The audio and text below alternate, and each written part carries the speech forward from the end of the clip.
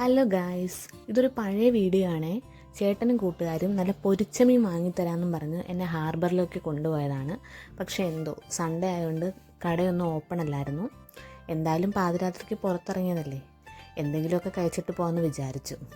അങ്ങനെ വന്നപ്പോഴാണ് ബീച്ച് റോഡിലൊരു തട്ടുകട ഓപ്പണായി കിടക്കുന്നത് കണ്ടത്. ഞങ്ങൾ അവിടെ കയറി നല്ല ദോശയും സാമ്പാറും ഒക്കെ കഴിക്കാനായിട്ട് പോയി.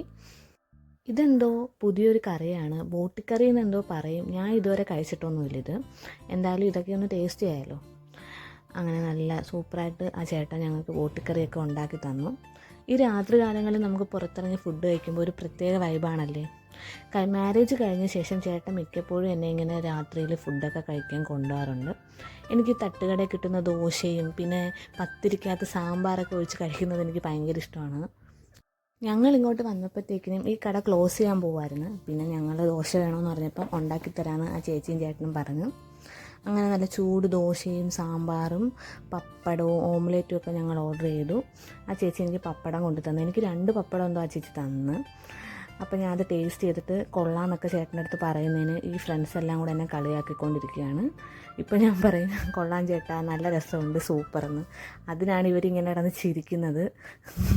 വലിയ രസമൊന്നുമില്ലെന്ന് പറഞ്ഞ് ചുമ്മാ എന്നെ കളിയാക്കുന്നതാണ് നിങ്ങൾ കാണുന്നത്.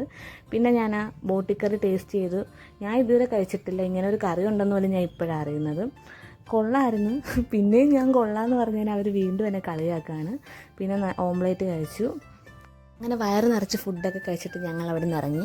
അപ്പോൾ നല്ല മഴ പെയ്തപ്പോൾ ഞങ്ങൾ അവിടെ ഉള്ളൊരു ഫ്രൂട്ട്സ് കടയിൽ കയറി നിന്നു.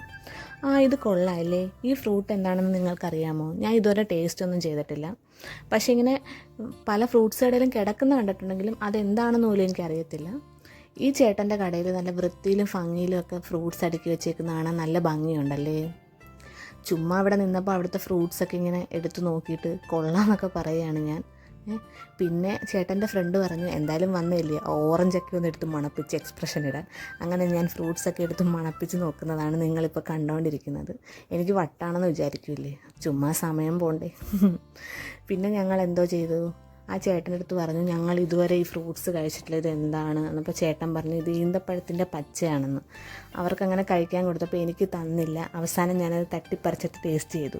പക്ഷെ അത് കൊള്ളത്തില്ലായിരുന്നു കേട്ടോ. ഒരുമാതിരി കയർപ്പ്, ഒരുമാതിരി ഒരു ചൊവയുണ്ടായിരുന്നു അതിന്. എനിക്കിഷ്ടപ്പെട്ടില്ല. ഇപ്പോൾ തോന്നുന്നു അത് കഴിക്കണ്ടായിരുന്നെന്ന്. അങ്ങനെ മഴ തോന്നപ്പം ഞങ്ങളെല്ലാവരും തിരിച്ച് വീട്ടിലേക്ക് പോയി. എന്തായാലും പുറത്തിറങ്ങുമ്പോൾ എനിക്കൊരു ചായ നിർബന്ധമാണ്. എനിക്ക് ചായ എന്ന് വെച്ചാൽ ഭയങ്കര ഇഷ്ടമാണ്. ഞങ്ങളങ്ങനെ A1 ചായ കയറി ഒരു ചായയൊക്കെ കുടിച്ചു. അപ്പോൾ എൻ്റെ ഈ വീഡിയോ ഇഷ്ടപ്പെട്ടാൽ ലൈക്ക്, ഷെയർ ആൻഡ് സബ്സ്ക്രൈബ്.